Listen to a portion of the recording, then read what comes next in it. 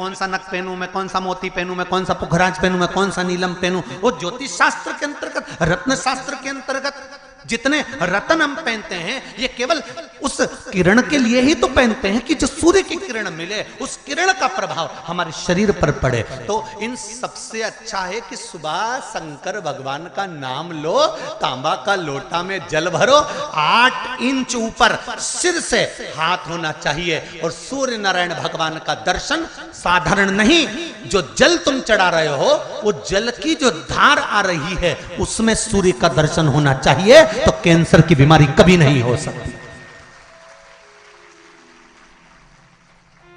Liver, kidney, heart, आपके heart में अगर तकलीफ है, डॉक्टर ने कह दिया कि इसमें नस चोक है, आपको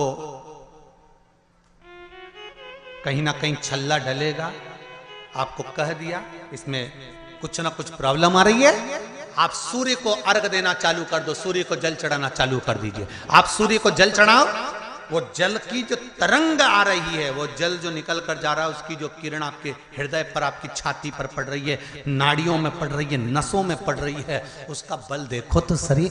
1 महीना लगातार चढ़ाओ तो 15 दिन 20 दिन कर तो देखो।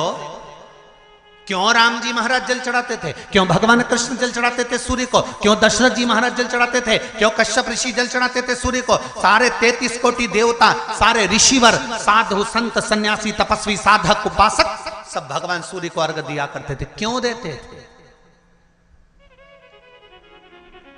किस लिए?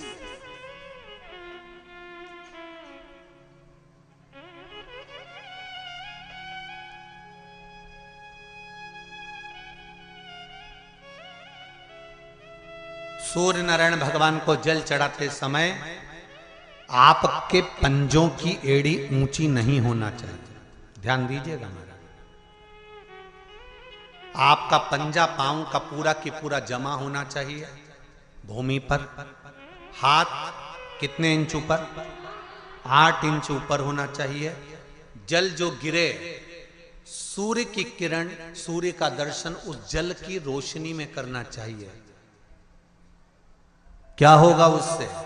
जिस बच्चे को आंख में चश्मा लगा हो, मोटे से मोटा चश्मा लगा हो, छूट नहीं रहा हो, तो थोड़े दिन उसको सूर्य का अर्घ चढ़वाना चालू कर दो और जल में से सूर्य का दर्शन कराना चालू कर दो।